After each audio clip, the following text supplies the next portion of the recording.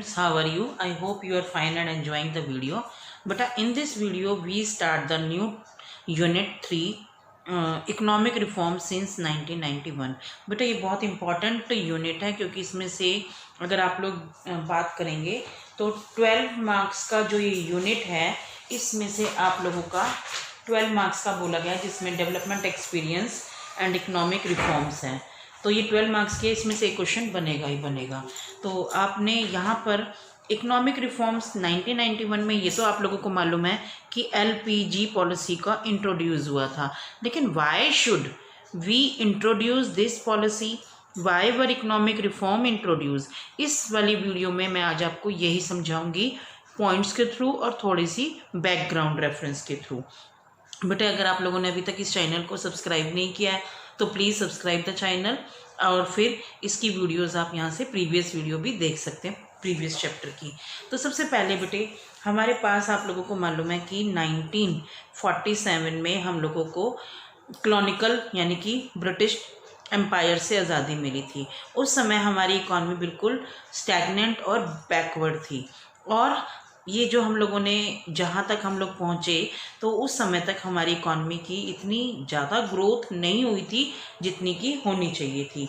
और यहाँ पर हम लोगों के पास क्या होने लगा कि we are not able to achieve growth in saving develop और डाइवर्सिफाई इंडस्ट्रियल सेक्टर, यानी कि उस समय तक हम अपने सेकेंडरी सेक्टर में भी नहीं इतने कामयाब हुए थे, ना ही हम लोग वैरायटी ऑफ गुड और सर्विसेज का sustainable expansion of agriculture sector की कर पाए थे, यानी कि हम लोग अभी पीछे ही चल रहे थे, लेकिन हमने स्टार्टअप किया हुआ था।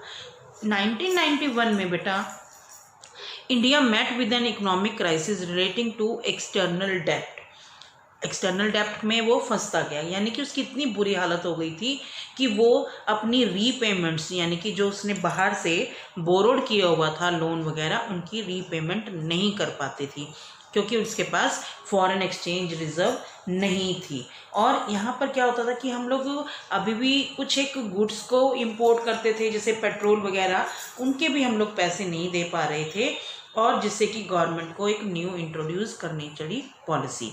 तो वो क्या कारण थे कि हमें इंट्रोड्यूस करनी पड़ी। अब आपको ये तो पता लग गया कि 1991 में हमें इकोनॉमिक रिफॉर्म्स की ज़रूरत पड़ी। तो सबसे पहले क्राइसिस जो एक्चुअली ये स्टार्ट हुए थे 1980 में हुए थे। 1980 में हुए थे कि हम जैसे आप लोग ये तो जानते ही हो कि गवर्नमेंट जो होती है वेरियस पॉलिसीज़ के थ्रू रेवेन्यू को अर्न करती है। कौन कौन से रेवेन्यू के सोर्स थे उसके पास? टैक्सेशन था, पब्लिक सेक्टर एंटरप्राइजेस को रन करते थे, लेकिन गवर्नमेंट के पास खर्चे इतने ज़्यादा थे कि गवर्नमेंट को अपने ही डोमेस्टिक बैंकों से भी लोन लेना पड़ता था और इंटरनेशनल इंस्टीट्यूट से भी लेना पड़ता था। जब हम इंपोर्ट करते थे गुड्स को जैसे कि पेट्रोलियम का हो गया या कुछ और भी लगा लेंगे, वैसे तो हमारी क्लोज इकॉनमी थी, लेकिन जब भी अगर हम पेट्रोलियम हो गई या मशीन वगैरह की जो इंपोर्ट करते थे तो उसकी पेमेंट हमें डॉलर्स में करनी पड़ती थी। और डॉलर कहाँ से आते थे कि जब हम लोग एक्सपोर्ट करते थे जो रॉ मटेरियल वगैरह का तो वो उसकी पेमेंट में लग जाती थी। तो पहली हमारी इनएफिशिएंट मैनेजमेंट ऑफ गवर्नमेंट, यानी कि गवर्नमेंट की जो मैनेजमेंट थी इनएफिशिएंट थी। Second, development policies required even though the revenues were very low. Development policies फिर भी चाहिए थी। रीज़न यही है कि हमारे देश को अभी भी डेवलपमेंट की ज़रूरत थी। अभी भी हम डेवलपिंग कंट्रीज़ में ही काउंट किए जाते हैं जहाँ पर जो पब्लिक वेलफेयर है यानी कि लोगों का भलाई के लिए जैसे कि एजुकेशन का हो गया, हेल्थ का हो गया या सब्सिडीज़ प्रोवाइड वगैरह करना, इन पर खर्चा करना ही पड़ता है। तो द गवर्नमेंट का had to overshoot its revenue to meet problem like, यानी कि इसके रेवेन्यू से ऊपर होने लगे, अनएम्प्लॉयमेंट हो गई, पॉवर्टी हो गई, पॉपुलेशन एक्सप्लोजन हो गई। तो जिसके कारण क्या हुआ कि गवर्नमेंट थी वो लगातार डेवलपमेंट प्रोग्राम्स को कर रही थी जबकि उसके पास कोई एडिशनल नहीं हुआ। तो government was not able to generate from its internal sources, उससे भी ज़्यादा नहीं कर रही थी। इंटरनल सोर्सेज क्या थे?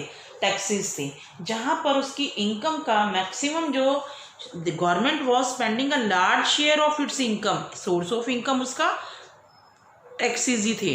तो वो उस टैक्स का जहाँ पर कोई इमीडिएट रिटर्न नहीं मिलती थी। वो कौन कौन से थे एरिया? सोशल सेक्टर और डिफेंस पे।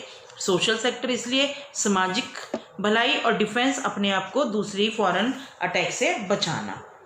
उसके बाद क्या होता था बेटे कि the income from public sector undertaking was also not very high. जो पब्लिक कंपनीज थी उनसे मिलने वाली आय भी आप लोगों की ज़्यादा हाई फाई नहीं थी कि आप बढ़ते हुए खर्चों को उनको मीट कर सकें। समझ में आई? फिर prices of many essential goods rose sharply, import grew very high. Import भी हो गया था without matching growth of export, यानी कि एक्सपोर्ट हमारे कम होते जा रहे थे। ठीक है, ग्रोथ हमारी एक्सपोर्ट्स कम होते जा रहे थे और इंपोर्ट हमारे ज़्यादा हो रहे थे। बेटे एक बार इसको रिकॉल कर लो, क्योंकि अगर आप लोगों को ये पॉइंट क्लियर हो गए तो आपका इसका फंडा समझ में आएगा कि लिबरलाइजेशन, प्राइवेटाइजेशन और ग्लोबलाइजेशन को इंट्रोड्यूस किया गया।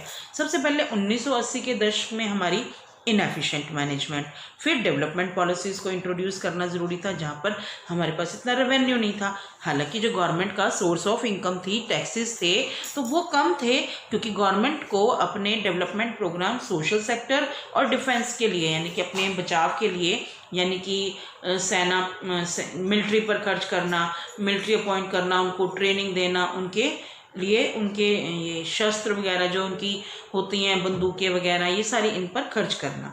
फिर इनकम जो हमारी पब्लिक सेक्टर से थी वो भी कम थी, प्राइजेस थे वो चीज़ों के बढ़ रहे थे। उसके बावजूद बेटा इंडिया ने अपने खर्चे को मैट करने के लिए उन्होंने international bank for reconstruction and development IBRD के साथ, जिसको हम वर्ल्ड बैंक भी बोलते हैं, और एक IMF इंटरनेशनल मॉनिटरी फंड, आप याद रखेंगे इंटरनेशनल मॉनिटरी फंड। बेटे एक नंबर में ये क्वेश्चन पूछा जा सकता है कि वाई वर, यहाँ से name the two international organization whom India approach for loan to manage the crisis. तो आप लोगों ने क्या नाम लेना है? वर्ल्ड बैंक और International Monetary Fund. I hope you understand. तो उनके साथ भी उन्होंने अप्रोच की, और उस अप्रोच के कारण इन दोनों इंस्टीट्यूट में इसको इंडिया को लोन तो मिला, लेकिन उन्होंने कुछ कंडीशन लगाई। वो कंडीशन क्या थी वो आप देखेंगे। देखना बेटे कि उनको 7 बिलियन का लोन एक्सेप्ट कर दिया। किसने? IBRD इंटरनेशनल, जो आपका इंटरनेशनल ये bank for reconstruction and development, and IMF international Monetary fund.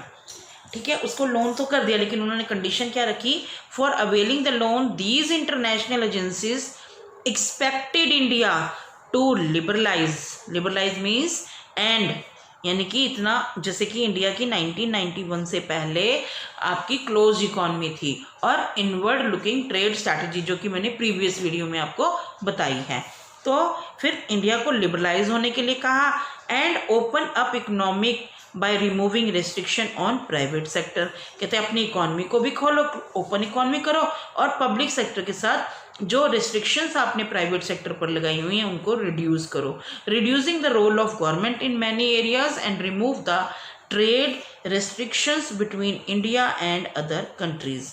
तो यहाँ से उन्होंने ये 2-3 कंडीशंस लगाई, जो कि अब क्या है बेटे, बिलियन लोन भी लेना था, और क्यों मजबूरी ये थी कि उसके पास डेप्ट का खर्चा बढ़ता ही जा रहा था। उसके पास तो इतने पैसे ही नहीं होते थे कि इवन 2-2 हफ्ते हो जाते थे इंटरनेशनल ट्रेड की डीलिंग को, उसकी पेमेंट नहीं हो पाती थी, तो उसके ऊपर उतना ही ब्याज लग जाता था।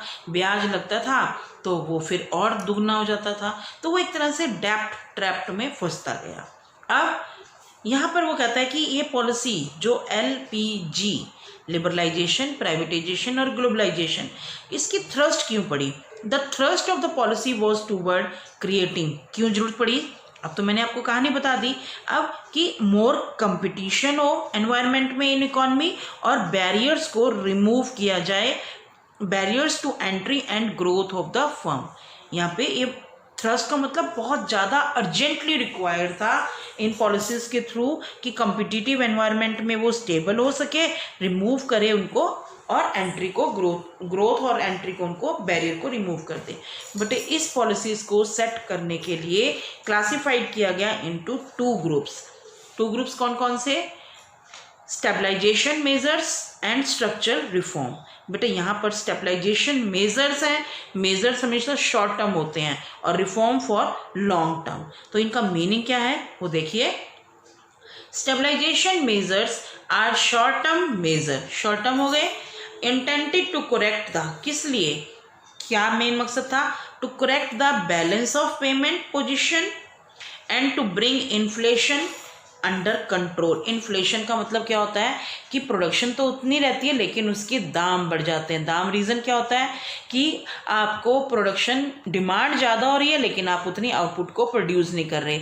जब आउटपुट ज़्यादा कम होती है तो आपको मालूम ही है कि लेबर कहती है मेरे से नहीं होता, मेरे को एक्स्ट्रा टाइम करना है तो एक्स्ट्रा पेमेंट करो, रॉ मटेरियल भी चाहिए। तो इन कारणों से उसकी सेम प्रोडक्शन पर हाई प्राइजेज हो जाते हैं। Stabilisation measure aim at maintaining sufficient मतलब इतनी हो कि फॉरेन एक्सचेंज रिजर्व मेंटेन हो सके और राइजिंग प्राइजेस को कंट्रोल। ये दो मेन मकसद थे आपके स्टेबलाइजेशन मेजर में। I hope you understand this stabilization measure. बेटा if you like the video please subscribe the channel for motivation. अगर आप लोग नहीं करेंगे तो यहाँ पे हम लोगों को कोई रिवार्ड नहीं है, इसमें आपका कुछ जाना नहीं, लेकिन हम लोगों को ये रिवार्ड मिल जाएगा। Thank you. आगे है बेटा structural reform policies. Structural reform policies are long term measure aim at improving the efficiency of the economy and increasing its international competitiveness by removing the rigidness in various segmentation। उसने इसमें कहना चाह रहा है कि लॉन्ग टर्म को किया ताकि एफिशिएंसी आ सके इकॉनमी में और इंटरनेशनल कंपटीशन को पर रिमूविंग द रिजिडनेस, जो एक रुकावटें हैं, बंदिश है, उसको रिमूव किया जा सके। और उसने सेगमेंट कैसे किए? थ्रू कैसे? Liberalisation, privatisation and globalisation. बेटे अगर आप लोग इसको थोड़ा सा ध्यान से सोचें तो ये किस चीज़ के थ्रू रिमूव्ड हुए हैं? जैसे कि liberalisation is a modern word, या किसके उसके सक्सेसर है? लाइसेंस के। मैंने पिछली वीडियो में कहा था कि अगर किसी फैक्ट्री में प्रोडक्शन ज़्यादा होनी चाहिए तो उसको licence permission by the government से उसको परमिशन लेनी पड़ती थी ताकि वो लोग उसमें काम कर सकें। ठीक है। सेकंड आपकी आ जाती है यहाँ पर प्राइवेटाइजेशन किसका एक्सटेंडेड फॉर्म हुई? पब्लिक का, कि अब काफ़ी सारे एरियाज़ हैं जहाँ पर प्राइवेट सेक्टर को भी इन्वॉल्व होना पड़ेगा ड्यू या for more efficiency in the economy. अब जो ग्लोबलाइजेशन वर्ड था वो किसके अगेंस्ट शुरू हुआ? ग्लोबलाइजेशन को, जिसमें आप लोगों की क्लोज्ड इकॉनमी को ओपन इकॉनमी, जो आपकी क्लोज्ड इकॉनमी थी उसको ओपन इकॉनमी बनाने के लिए ग्लोबलाइजेशन को इंट्रोड्यूस किया। अब liberalisation means free the Indian business and industries from unnecessary control and restriction. तो इसमें वही हो गया रेस्ट्रिक्शंस को हटाने के लिए। तो जबकि हमारी 1980 में जो लाइसेंसिंग सिस्टम था, एक्सपोर्ट इंपोर्ट पॉलिसी थी, technology upgradation, physical policy, foreign investment reform policy को इनिशिएट किया गया, जिसके कि इंडस्ट्रियल सेक्टर को फाइनेंशियल रिफॉर्म मिले, फाइनेंशियल यानी कि पैसों में भी, लोन वगैरह में, टैक्स की रिफॉर्म मिले, फॉरेन एक्सचेंज मार्केट, ट्रेड और इन्वेस्टमेंट सेक्टर में भी काम हो सके। I hope you better understand this video. If you like it, please subscribe the channel. Thank you.